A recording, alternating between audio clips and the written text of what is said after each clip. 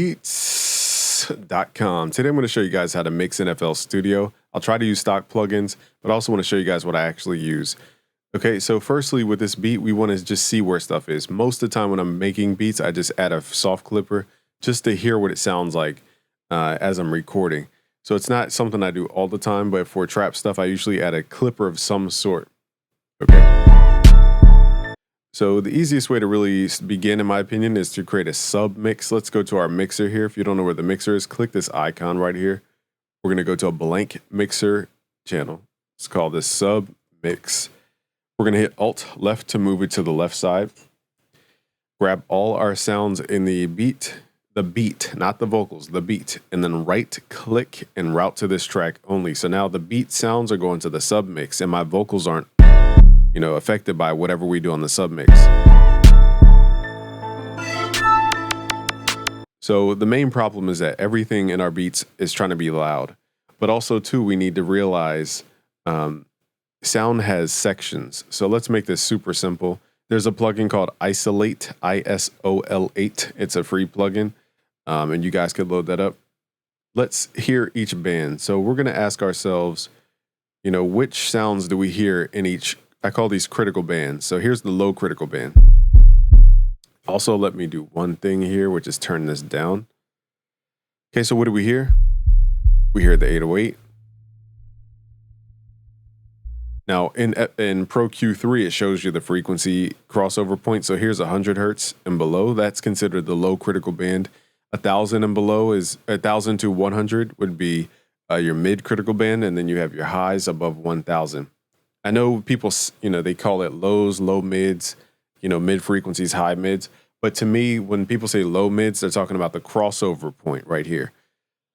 And when they're saying high mids, they're talking about the crossover point into the high critical band. Think of your beat and your sound like a room. So for example, sounds are like people in a room. If I have big people, they're going to be lower frequencies and they're going to eat up a lot of space. So think of like your bass and your other stuff like big people in a room. You can't have too many big people in the room. They'll knock each other over and they'll start colliding. So that's what happens in the bass a lot of the time. So we have an 808 and then we have this like other bass line.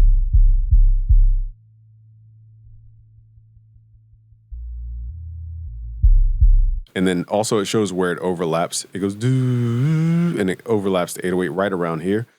In Pro Q3, you could switch this to collision mode. This is the best EQ that I've ever used, period. It's what an EQ should be. Okay, so Pro Q3 is my highly recommendation. If you guys don't have it, grab it. Okay, so that's the low frequencies. We have the 808, and then we have that like other bass. Now let's move to the mid critical band. Here we're going to hear all the instruments combined. So you're going to hear the bass, you're going to hear the vocals when you have them, you're going to hear the high frequencies. Everything lives here. So the question is, how do we separate the sounds so they don't collide? Now, luckily, the sounds are a little bit smaller, so they're not going to collide as easily, but they still can collide and stack up. So this is where the majority of our mix lives. Now let's move to the highs.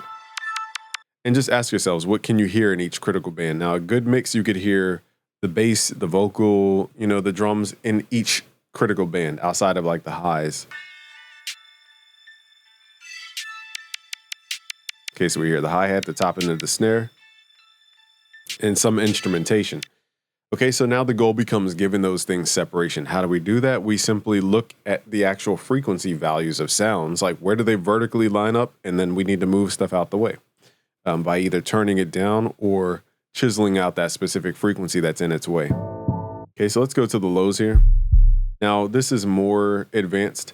For the lows, like I have an 808, and then I have some other bass. I need to find where the bass even is. I think here's the bass.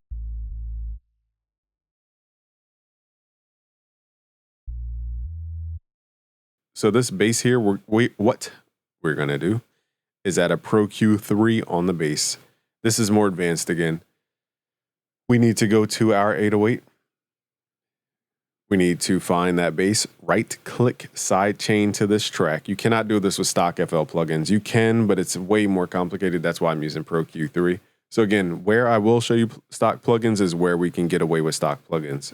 Where I'm not going to show you stock plugins is where you just can't easily use stock plugins for this stuff. Okay, you can probably do a long workaround that costs 2 hours of time, but in reality, I'm giving you guys the real tools people use.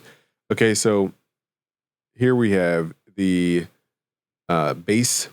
So in Pro Q3, now that we have the 808, we want to go to it and right click that up arrow and then go to sidechain to this track. Okay, because now in the Pro Q3, what we can do is go to the settings, go to the plugin processing, right click, and select your 808 as the stereo sidechain input. So now every time the 808 hits, we can trigger what's called a sidechain. And we need to figure out where do these frequencies even overlap. Now we need to go back to our submix to see where do these frequencies overlap. And they tend to overlap right here, which is at about 50 hertz. I forgot to unlock our 808, so let's do this. Okay, so now we have just the 808 in the subplane. Question is, where do they overlap? Okay, so right here, somewhere around like 40 to about 50 hertz is where they overlap.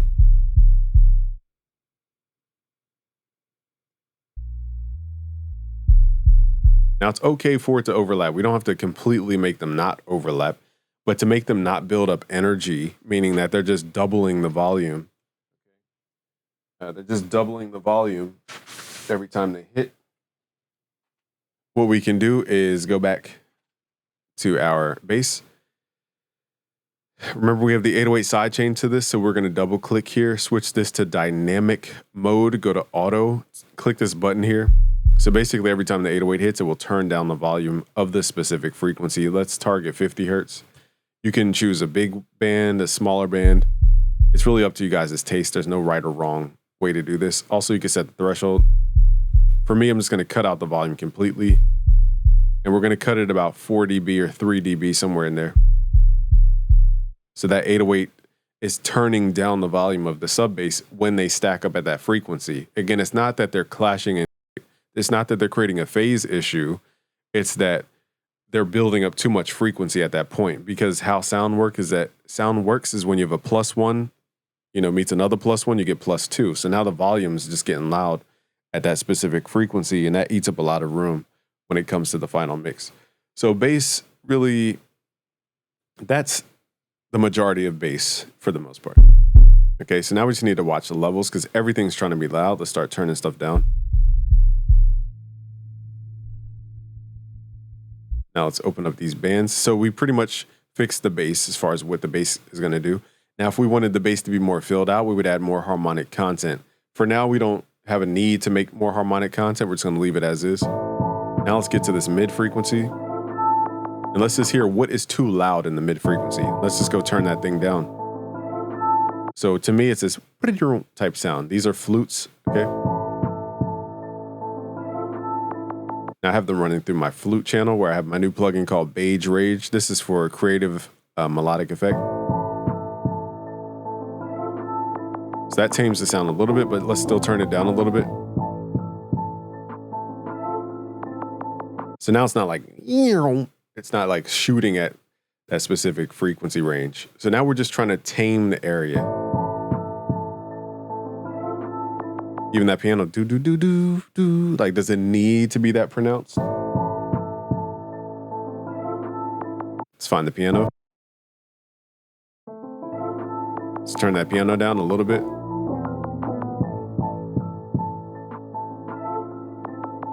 Let's turn that other piano down a little bit. So when our ear gets used to just hearing a specific critical band, it makes us ask what needs to dominate this critical band. And then you stop overthinking mixing as this entire picture. You think of it in bands and you think, okay, what's dominating this band at this specific time?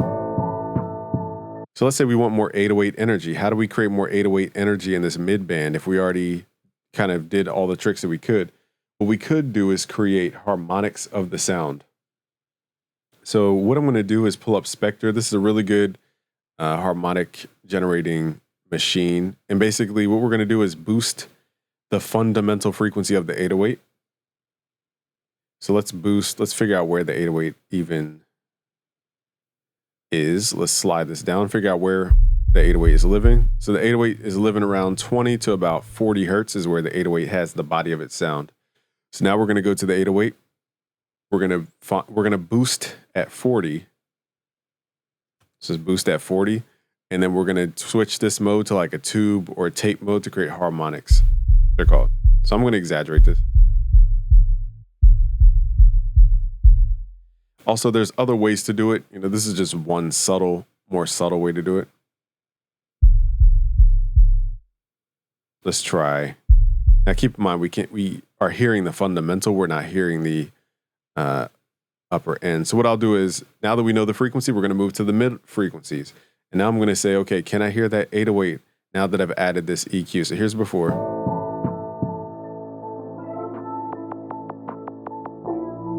So what we're doing mathematically is multiplying that fundamental frequency. So if the 808's at 40, we're adding 80. 40 times 3 is 120. We're adding 160. We're adding 200 hertz. So we're just stacking up multiples of that fundamental frequency to fill out the sound more. Let's see what we can get out of this. Now boosting this, we should get more harmonics in this area. I think this works where you boost it and it generates harmonics for that area. So I stand corrected.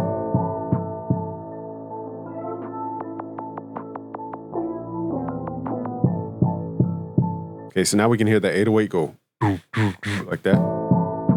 So as I'm boosting this, we're pulling out more frequencies and adding harmonics. Now it's going like that. And now we can hear it in those mid frequencies. So now it's just like, where do we want to enhance the sound? I want people to identify the tone.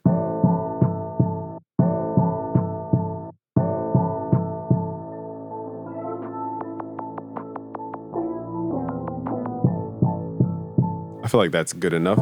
Now that's 6 dB, so let's hear it without the filter on, and let's make sure this all makes sense. So here's before.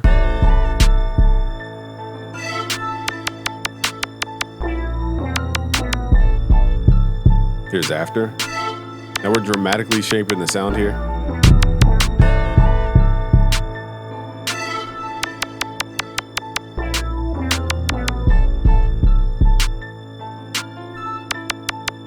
Here's before. Here's after. Now here, because we're boosting the 808 to a certain level, here's where I would start talking about soft clipping. The short answer is that you don't need to soft clip your entire track all of the time. So let's do Fruity Soft Clipper. Like the soft clipper does not need to be on everything all of the time. Sometimes we can put the soft clipper on an individual instrument. So because we're turning up the level of the 808, let's add a soft clipper.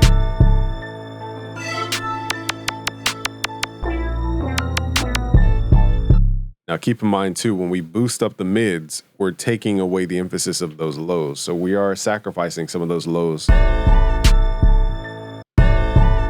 a more boxy tone. Let's pull this back so it's not so aggressive. Let's do 3 dB instead of 2.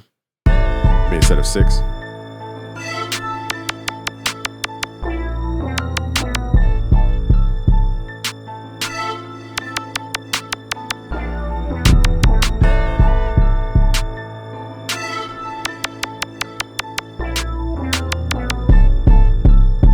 And then we could use the output volume to shape more tone going into the soft clipper from here. I'm not going to move the fader to make the soft clipper hit harder. I'm going to move the output gain of the plugin before the soft clipper. So I think we got a nice tone here.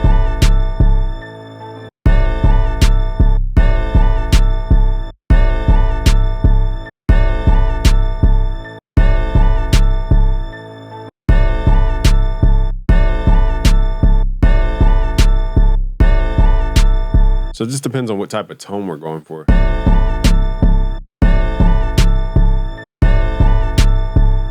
Also, they have different modes here for oversampling, I believe.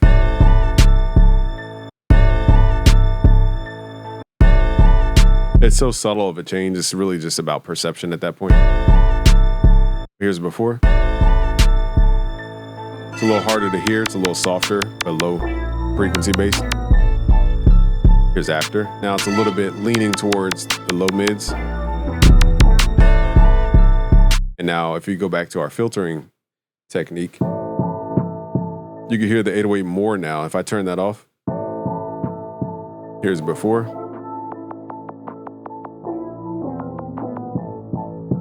Here's after. You hear that dramatic difference. Now the 808 is in this zone. Here's before. Listen to the 808. It's just kind of like soft.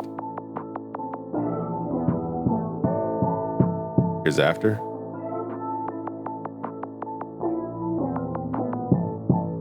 Now, that sounds cool that our 808 is now translating, but we have a new problem now, is that we have now another sound competing for space in this area. So here's where, it gets a little about your ear, but everything's competing. The 808, the snare, the instruments.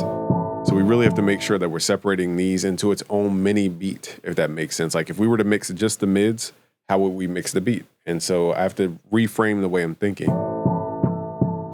Okay, so the mids and the lows are going to be your biggest starting point. Now the highs aren't as dramatic. You don't really get issues with the highs unless you guys have phasing from recording. And phase issues usually only are from drum recordings. Rarely do you have that in your beat, unless it's like a sound effect, like a chorus effect.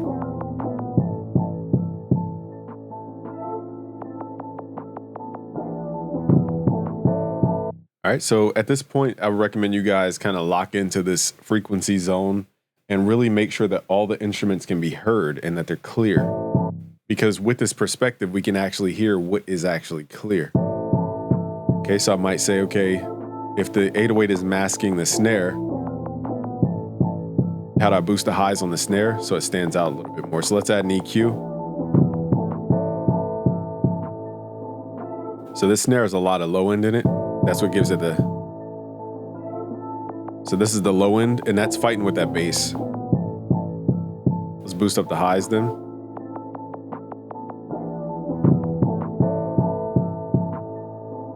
And now that snare is starting to poke out. Now there's another way to do it. We don't have to always just do an EQ boost. We could do something called a tilt. Now this is what I love about this plugin. It can do so much. Let's tilt the energy more towards the high end.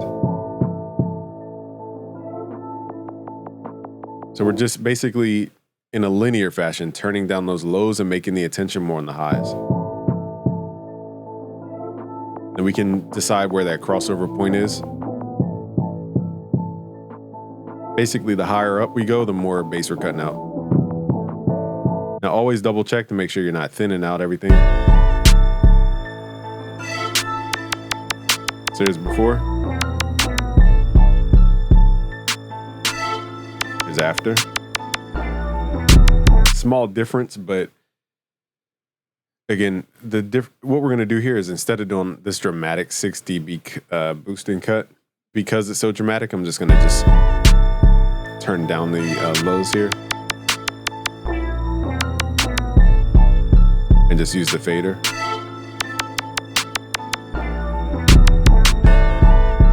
So now that sound is cutting through. Now if I turn, here's before, listen to the snare.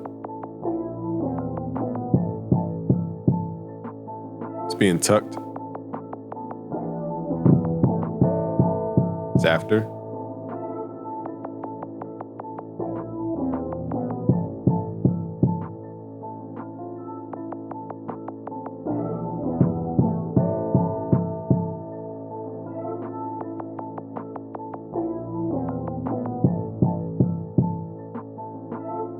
So instead of like making it get out of the way of the bass, at first I thought they had clashed, but then I listened back to the sound and the 808's not eating up that space. So instead of cutting it, I'm boosting that frequency. So now we can hear that low end of the snare cut through. At first though, my ear tricked me. I thought the 808 was fighting for that space.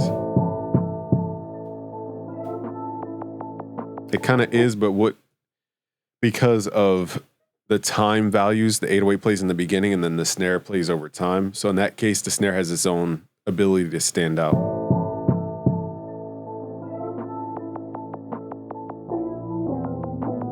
Okay, so now we have that little lasery sound. Now, again, not every sound needs to be pronounced in the middle frequencies. We don't need to just pack everything into the zone. But we also have that laser sound. Another way without even boosting volume is simply panning stuff left and right. So let's pan the laser.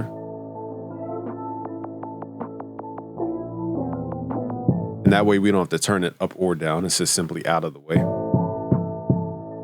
So the way I think about sound is like everything competes for the middle first, then it competes for the sides, and then it competes for left and then right, if that makes sense. So those are 3 domains we could check to see where to move sound. Now, I usually don't like the pan stuff unless I have an equal and opposite sound. Okay, so let's see what else we need to address in this. We have like a tubular bell. So I might need to cut out some of the lows on this tubular bell so that we can just save those for the bass and the snare. So let's just find the area. Those harmonics somewhere in between the middle of this critical band and below. So let's just make this simple. Let's use a high pass filter. I wouldn't normally do this all the time, but let's use a high pass filter or a low cut, so that anything below this point, any frequency below that specific point, we're not going to listen to.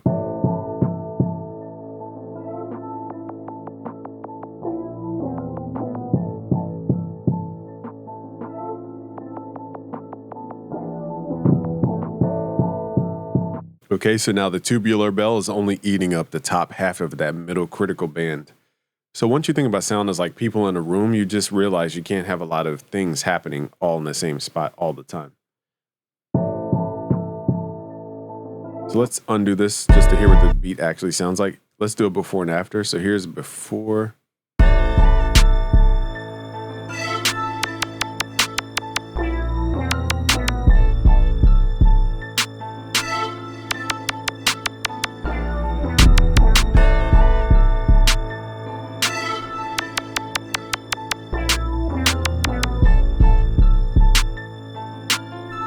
Let's turn the plugins on in 3, 2, 1. Actually, let's do that again. I forgot that was on. So here's after.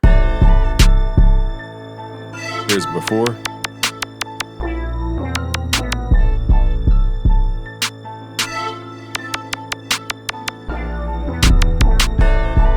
Here's after.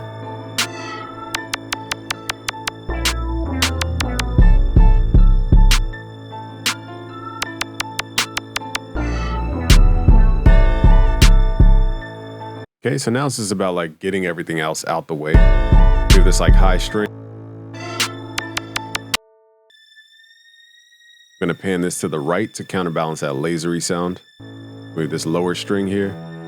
Now these sounds aren't like things that usually get in the way. It's just like which sounds do you want to hear. So here it's just simply leveling. It's not that they're getting in the way of anything.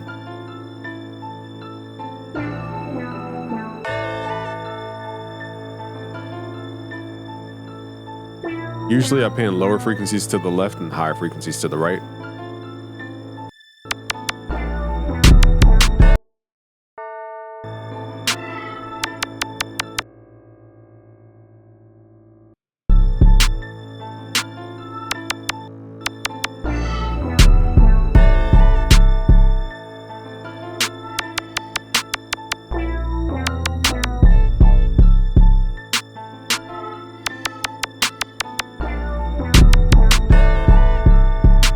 So the majority of the energy for this track is in that 808.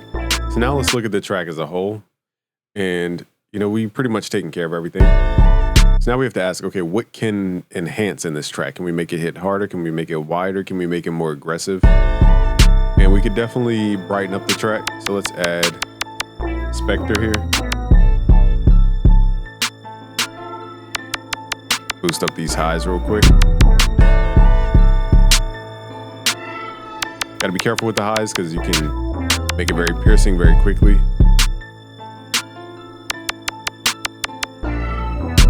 So adding those high frequencies is gonna make the beat feel taller. Now we just need some kind of clipper of some sort. Let's just use a stock clipper. I normally would use Gold Clip, but you guys don't have that. The snare is kind of loud. Let's turn it on. And now let's push the 808 a little harder just to get a little more crunch. I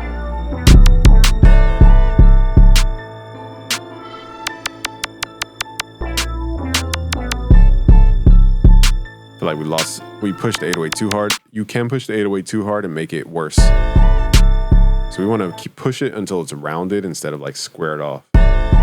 So I slam this 808. Some people like that sound, but we don't always want a squared off sound. Even though it's louder.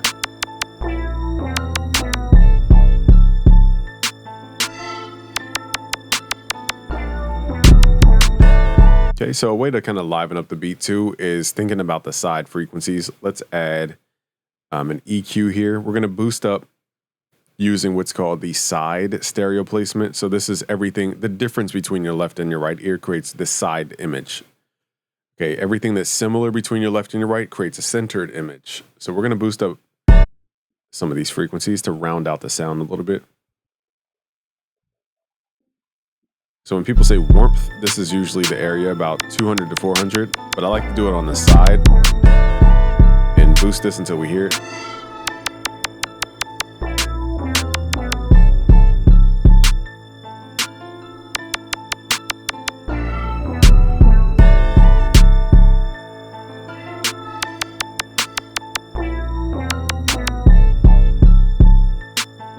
Also, the beat needs more production, like it needs a reverb because the sounds are just kind of fading out, especially this piano. This is more of a production technique here. We're just going to add a Valhalla vintage verb, put it on the now setting, and we don't want any pre-delay for now. And what we're going to do is send sounds to that reverb to elongate the sound.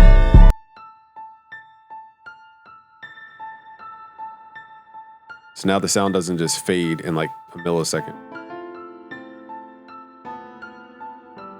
And this creates more harmonic content, more glue in the song because the sound literally lasts longer.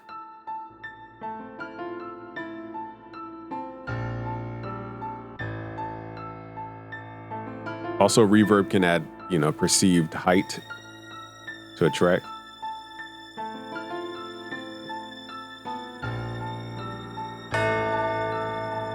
So now I'm just finding select instruments to send through here.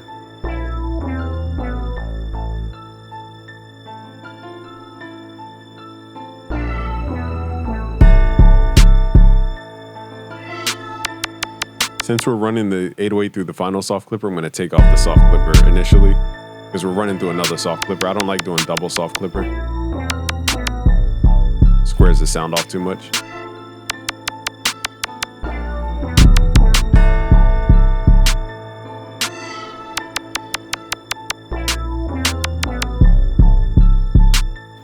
So now it's just really about soft clipping and just getting your limiters right. So there's many options here. Let's just quickly run through a couple. Again, my favorite is Gold Clip. Let me just show you guys how dramatic Gold Clip is. All right, so here's Gold Clip. We're gonna run this. Usually I run it first, but let's run it after. Because we have all these tone shaping things. Then we're gonna add Gold, which is a saturator. This just adds that density to your track.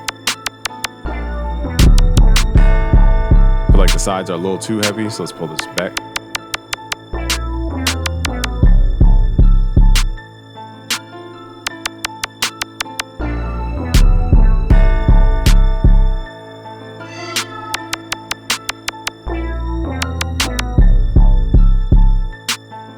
So because we have so much information on the side, another thing we want to check is the mono. So what I'll do to kind of quickly do this, there's many ways to do this. I'm just going to kind of hack my way, which is make a big wide band like this and put your thing on mid and then audition. Turn the compressor off.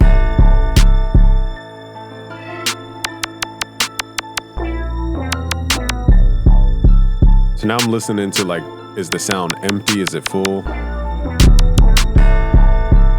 Then let's switch it to the side image.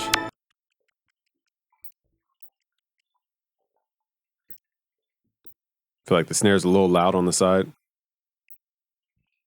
We could pull the snare a little more mono. I think that's why it sounds empty, because that snare is too wide. So let's make the snare more merged or mono.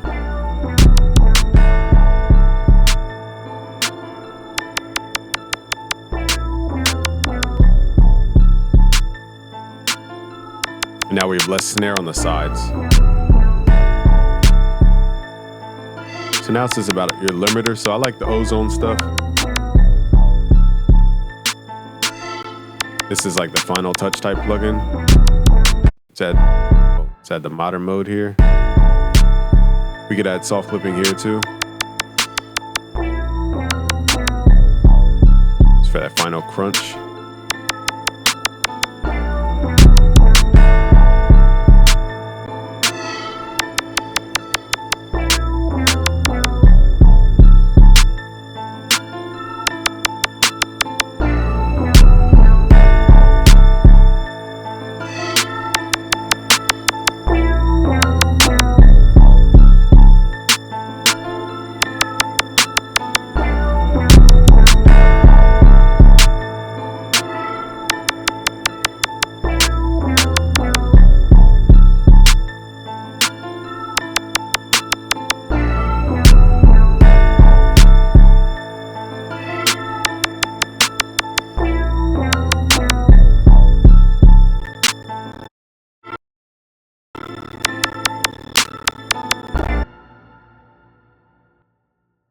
I don't want to blow my computer up with too many components here, but that's how far we could take it. Okay, so you guys can tweak the limiter. I'll play it like twice.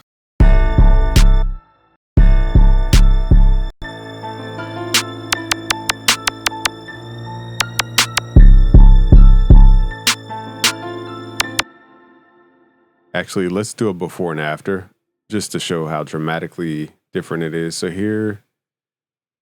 here's before. But also we have panning, so it's before kind of. Here's before.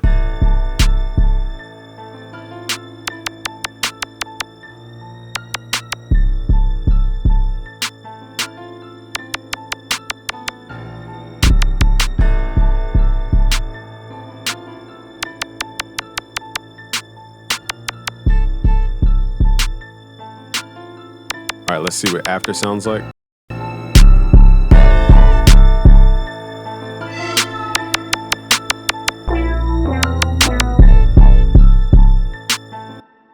Here's one little thing. Another reason why we have the submix is because that 808 is slamming into the limiter a little too hard. So I could just pull back the fader going into that limiting process.